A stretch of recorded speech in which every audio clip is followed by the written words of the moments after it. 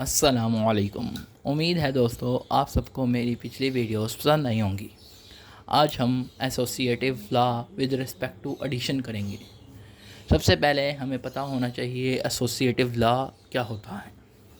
Associative law में total 3 चीज़ें होती हैं, यानी 3 क्वांटिटीज़ होती हैं। जैसा कि ये मैट्रिसेस की बात कर रहे हैं तो यहाँ पर 3 मैट्रिसेस होंगे, जैसा कि यहाँ पे लिखा हुआ है ए बी सी। इस तरह ये 3 मैट्रिसेस होंगे, इसलिए हम इन्हें एसोसिएटिव लॉ कहेंगे।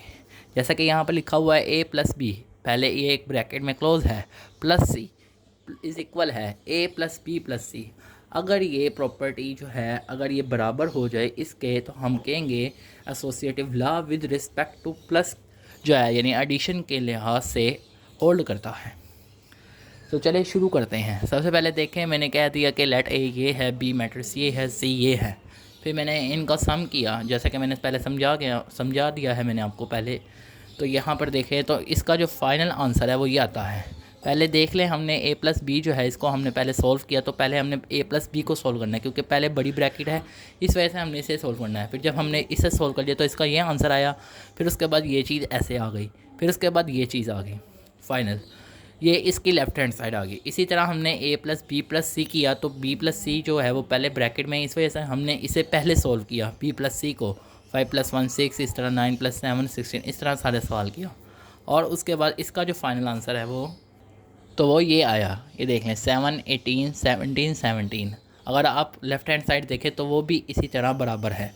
तो हमने कहा कि अगर ऐसा पॉसिबल होता है कि, तो इस वजह से हमने कहा कि a plus b plus c is equal है a plus b plus c. अगर ये प्रॉपर्टी सही होती है, ये दोनों बराबर आते हैं, इज़ इक्वल आते हैं एक दूसरे के, तो हम कहेंगे एसोसिएटिव प्रॉपर्टी होल्ड करती है।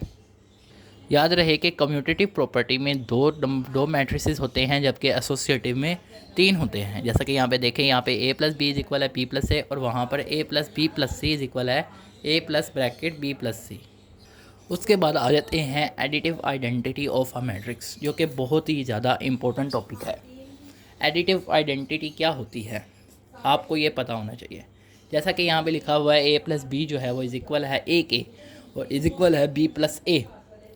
तो अब ये देखें एडिटिव आइडेंटिटी क्या होती है। आइडेंटिटी का मतलब होता है कि किसी ऐसी चीज़ को हम प्लस करें या मल्टीप्लाई करें और उससे आंसर पर कोई इफ़ेक्ट ना पड़े, तो उसे हम कहते हैं ये आइडेंटिटी है। मिसाल के तौर पर अब आप ये देखें, ये नंबर है एक 5 और ये इज़ इक्वल है 5। अब मैं 5 में ऐसा क्या नंबर डालूं कि वो आंसर 5 के आ जाए, तो आप सोचेंगे और उसके बाद आप यही जवाब देंगे कि अगर मैं 5 में +0 करूं तो वो 5 ही रहेगा।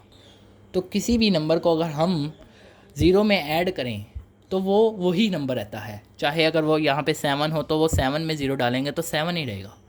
तो 0 से हमें पता चला कि 0 जो है वो एक एडिटिव आइडेंटिटी है, क्योंकि हम इसे जब प्लस करते हैं तो उससे आंसर पर कोई इफेक्ट नहीं पड़ता। तो इस वजह से हमने कहा कि ये एक एडिटिव आइडेंटिटी है। जैसा कि अगर यहाँ पर मैं कह दूँ बी मैट्रिक्स जो है वो ओ मैट्रिक्स के इक्वल है, यानी कि 0 0 0 पे है, जैसा कि यहाँ पर है लिखा हुआ, तो हम कहेंगे जो बी जो है वो एडिटिव आइडेंटिटी है इस मैट्रिक्स का, जैसा कि a plus b is equal है ए। अब यहाँ पर देखें, यहाँ पे लिखा हुआ है लेट ए इज़ इक्वल है ये एंड ये, ठीक है। और अब हम जब a + 0 करेंगे तब भी आंसर a के बराबर ही आता है। इसी तरह अगर हम 0 + a करें तब भी आंसर यही रहता है, यानी 0 को नल मैट्रिक्स को डालने से आंसर पर कोई इफेक्ट नहीं पड़ा। इस वजह से हम कहेंगे जो नल मैट्रिक्स है वो additive identity of a matrix है। उसके बाद हम आ जाते हैं additive inverse of a matrix. Additive inverse of a matrix क्या होता है।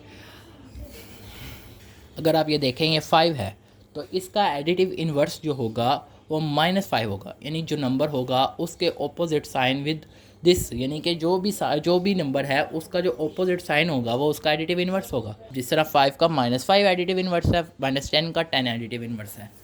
अब अगर किसी दो आंसरों को प्लस करें तो उसका आंसर 0 आ जाए, तो हम कहेंगे ये एक दूसरे के एडिटिव इन्वर्स है। जैसा कि अगर हम 5 + -5 करें तो भी आंसर 0 आएगा, -10 + 10 करें तब भी आंसर 0 आएगा। तो हम कहेंगे कि ये जो नंबर हैं एक दूसरे के एडिटिव इन्वर्स हैं।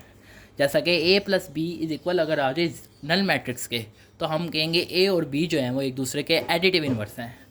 जैसा कि यहाँ पे देखें लेट a इज़ इक्वल है ये, b हमने कह दिया -a के बराबर है, और a + b जो है वो ये है।